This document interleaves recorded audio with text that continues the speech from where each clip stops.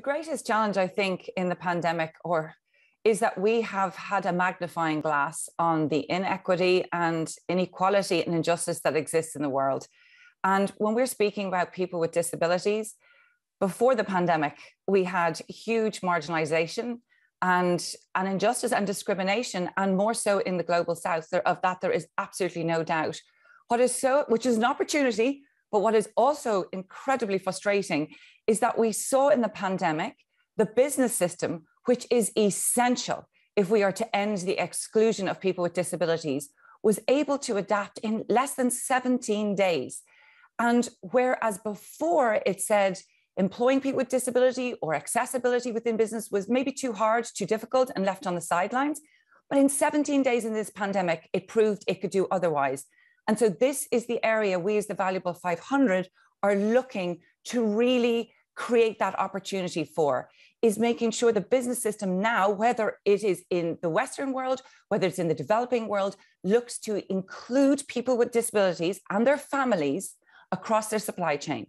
Because we have seen that we had a huge disproportion. I think there was a report recently, Citizen Equal said 51% of the redundancies due to coronavirus are faced by people with disabilities. And yet only 20% of our global population does have a disability. So there's a massive disproportion.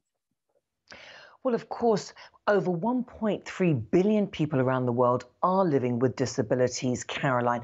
You launched the Valuable 500 in Davos in 2019 to engage businesses and also to drive them to make change and commitments. Today, you're announcing more commitments from businesses. What are they, and what actions do you want them to take? Well, look, what we have with the Valuable 500 is the biggest CEO coalition in the world to end disability exclusion, actually for anything around diversity. But there's no point us just speaking about it and commitments. We know that this year, the UN have really clearly stated leadership moving from commitment to action. Now, to be part of the Valuable 500 community, the CEO had to make a commitment to action.